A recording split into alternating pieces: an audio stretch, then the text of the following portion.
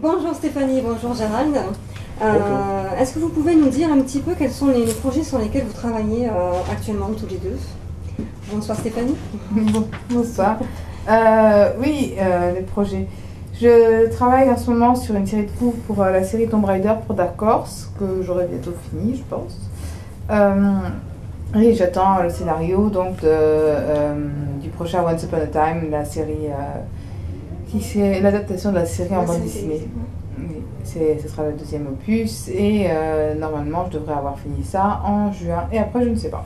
D'accord. Once Upon a Time, c'est chez quel éditeur? C'est chez Marvel toujours. Chez Marvel, d'accord. Et toi? En ce qui me concerne, je suis concepteur, je suis concept graphique, concept designer senior chez Six More Vodka, ce qui veut dire que je suis vieux. Et je ne peux pas dire sur quoi je travaille. D'accord. Mais on travaille en gros pour des boîtes de jeux vidéo. On leur fournit des designs de personnages ainsi que des illustrations qui serviront au jeu. Au jeu dont je ne peux pas parler. On peut déjà au moins parler du fait que tu as fait aussi des illustrations pour de la pub, notamment une récemment pour Orange, qu'on peut voir très souvent dans les journaux à l'heure actuelle quand même, qui reprend un concept assez super-héros. Alors moi j'ai encore rien vu parce que j'ai travaillé de Berlin. Donc j'ai des amis Facebook qui m'envoient des images de la présentation des pubs sur les... Je sais pas, je pense que c'est des abribus ou ce genre de truc. Oui, il y en a aussi dans 20 minutes, métro, le direct matin, il y a tout ça dedans. Oui, donc ça oui, c'est des travaux de freelance que je fais à côté, mais je peux pas te dire ce que je ferai prochainement, puisqu'en fait j'ai rien d'autre à part mon métier. Peut-être des projets personnels dans ces cas-là. Non. Repos par l'infarniente. Et toi Stéphanie, donc tu partages régulièrement via ton site internet les expériences que tu as avec le marché américain, et tu livres même maintenant des petits conseils aux artistes qui souhaitent recevoir un point de vue professionnel afin de les faire progresser. Est-ce que c'est important pour toi de transmettre un petit peu ton parcours et d'en faire profiter le plus grand nombre? En fait, ça fait vraiment longtemps, même avant que je sorte des arts déco, que je considère que le milieu est totalement opaque et le manque de communication sur le métier, même entre nous, mais surtout envers ceux qui aimeraient le faire, ça crée beaucoup de problèmes en fait dans le marché en lui-même par rapport aux tarifs évidemment, mais pas seulement les conditions de négociation des contrats, ou même juste la réalité du marché pour les gens qui s'imaginent faire illustrateur parce qu'ils aiment bien dessiner. Bien aimer dessiner, c'est pas assez pour vouloir faire illustrateur, il faut vraiment avoir de l'opiniâtreté et tout le monde n'est pas prêt à ça, quoi.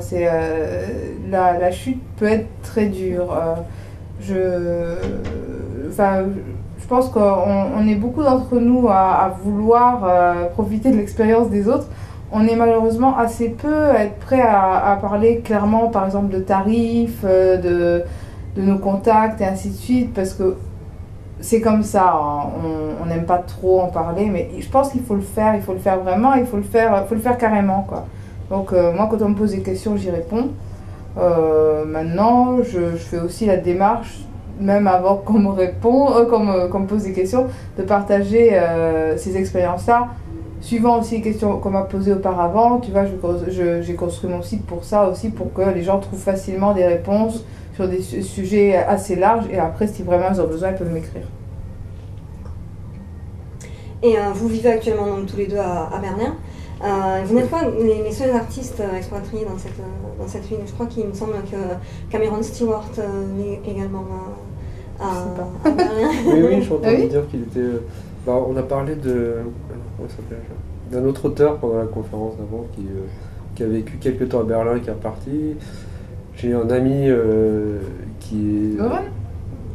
Pardon ? C'est Goran ? Goran Stevie ? Non, Guillaume Martinez qui fait de la bande dessinée en France. Enfin, pour les éditeurs français, mais depuis Berlin. Mais lui, il est toujours. Depuis 5 ans, oui. Lui, il reste encore un certain temps. Il est très talentueux, donc j'ai envie d'en parler un peu. Il travaille dans l'ombre. Donc vous côtoyez pas mal d'artistes de comics ou d'artistes tout court, Il y a beaucoup d'artistes à Berlin en fait. Il y a une communauté. En fait, plus on vit à Berlin, plus je rencontre d'artistes. Oui, mais pas tellement qui font du comics en fait. Non, d'artistes en général. Beaucoup plus de concept artistes. Venant de la nouvelle génération, ils sont plus jeux vidéo et ils ont les outils pour. Il y a beaucoup moins de. Et d'illustrateurs. Oui. D'illustrateurs, genre magazine, et ainsi de suite, mais pas tellement. Enfin, en fait, il n'y a pas une grosse culture de comics à Berlin. Dans tout Berlin, pour le moment, on a trouvé que 4, si je compte celui qui fait un peu musée, 4 boutiques de comics. C'est peu pour une si grande ville. Et elles ne sont pas regroupées. Hein.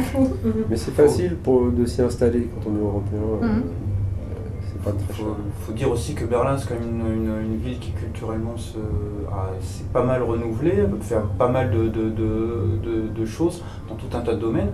Et au niveau des illustrateurs, des artistes et compagnie, il faut dire, il est certain qu'ils peuvent évidemment s'épanouir, mais ils le font surtout avec d'autres médias et avec d'autres types d'art, parce qu'il y a beaucoup d'illustrateurs qui travaillent avec des musiciens là-bas. Oui. Et est-ce que vous avez eu, par exemple, vous, l'occasion de rencontrer des musiciens avec qui vous pourriez travailler, notamment pour faire leur design de disque, par exemple? Pas du tout. Non, parce que même pas. C'est étonnant, parce que justement, là-bas, c'est pratiquement que ça. Non, mais c'est pas ça. En fait, moi, si tu veux, à Berlin, j'ai beaucoup de travail. J'ai pas tellement le temps de rencontrer des gens. J'en connais quelques-uns. Mais en fait, je fréquente peu, si tu veux. Je fréquente les gens en tant que gens, mais pas en tant que communauté. Ça m'intéresse pas de fréquenter la communauté artistique. Ça n'a jamais été mon truc, quoi. C'est sur des artistes, mais c'est pas une communauté que je fréquente, tu vois. On partage peu par rapport à ça, finalement. Avec les gens qu'on rencontre, on a des points communs. Et c'est des gens qu'on apprécie parce qu'ils sont. Oui.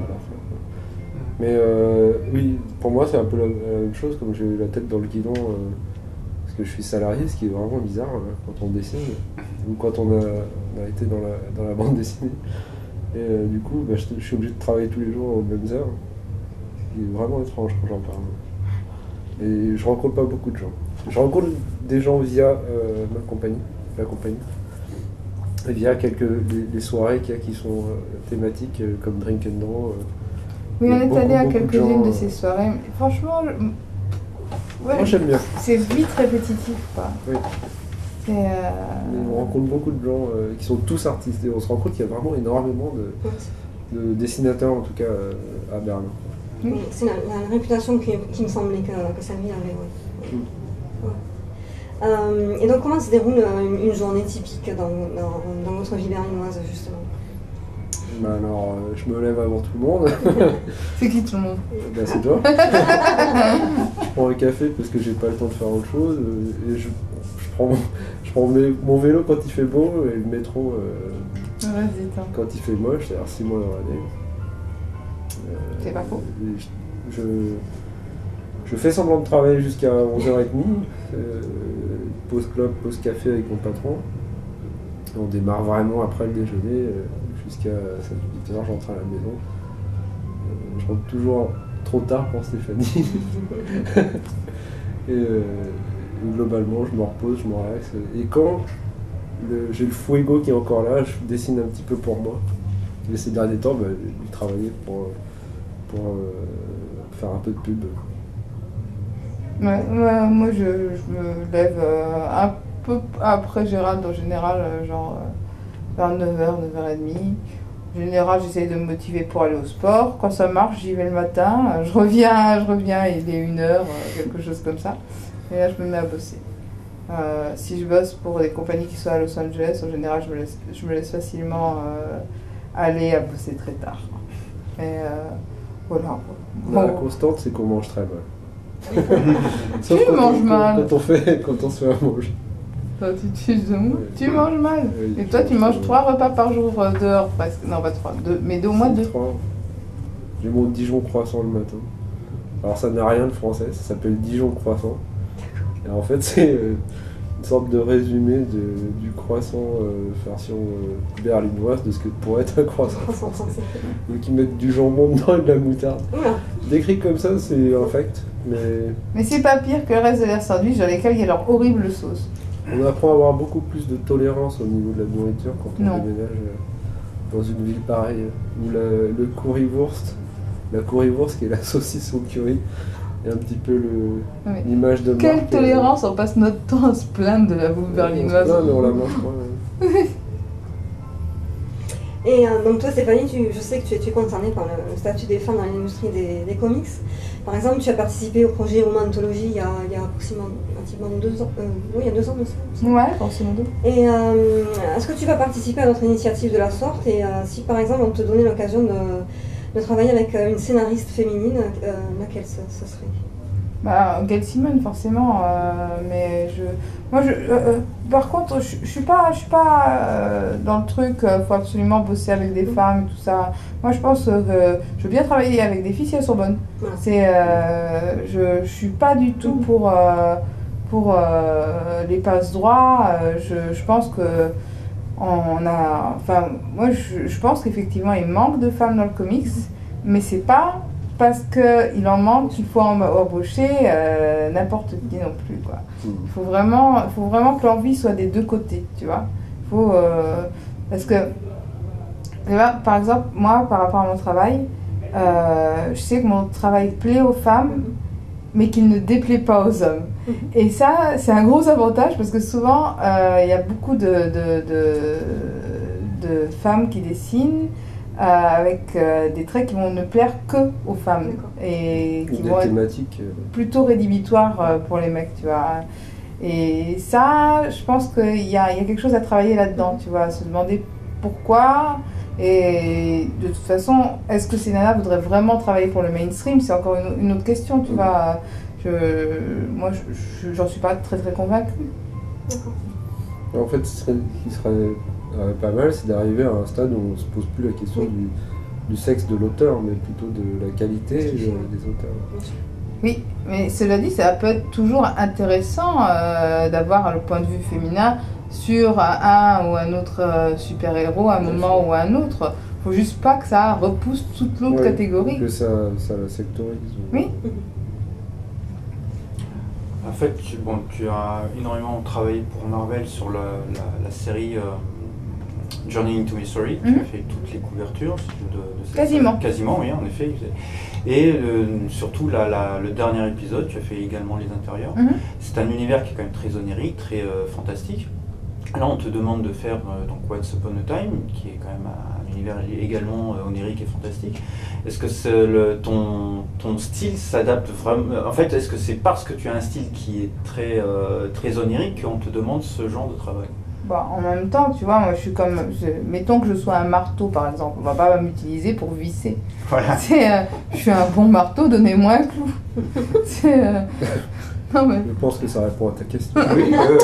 Non, mais je veux dire, tu as quand même fait d'autres couvertures, d'autres illustrations dans un style beaucoup plus classique dans le super-héros, donc ils auraient très bien pu te donner quand même j'ai fait un Spider-Man, donc je peux le faire, mais c'est pas là où je serais la meilleure. Mais cela dit, les critiques étaient très bonnes, et moi en illustration, ce que j'aime bien, c'est le challenge. J'ai ma zone de confort, effectivement, dans laquelle je me sens bien. Tu me donnes des arbres, des montagnes, moi je suis ravie. Mais le reste, ce que je ne sais pas faire, je voudrais pas le laisser à quelqu'un d'autre pour autant, parce que j'aime bien apprendre et j'aime bien avoir la sensation d'avoir fait quelque chose qui m'a coûté et dont je suis contente quand même. Mais je pense aussi c'est parce que tu te débrouilles bien dans l'onirisme graphique qui reviennent vers toi avec ce genre de projet. Oui. J'ai dit, tu as un bon marteau, donnez-moi un marteau. Un marteau onirique. Oui. Et justement, qu'est-ce que toi tu aimerais faire qui soit totalement différent de tout ce que tu as déjà fait et que tu aimerais... Du bricolage. Non, mais là, je peux pas le réclamer non plus. Non, mais toi par exemple, qu'est-ce que tu considérais comme un défi que tu aimerais bien relever, justement? Non, franchement, ça serait vraiment maso de ma part de chercher à me faire fouetter, mais le plus gros défi pour moi, ça serait certainement de dessiner du space opéra, mais je ne veux pas le faire pour autant. Mais si on me demande de le faire, j'en serais contente, mais je vais pas le réclamer. Ouais, mais merci beaucoup. Merci à vous. Merci. C'est moi.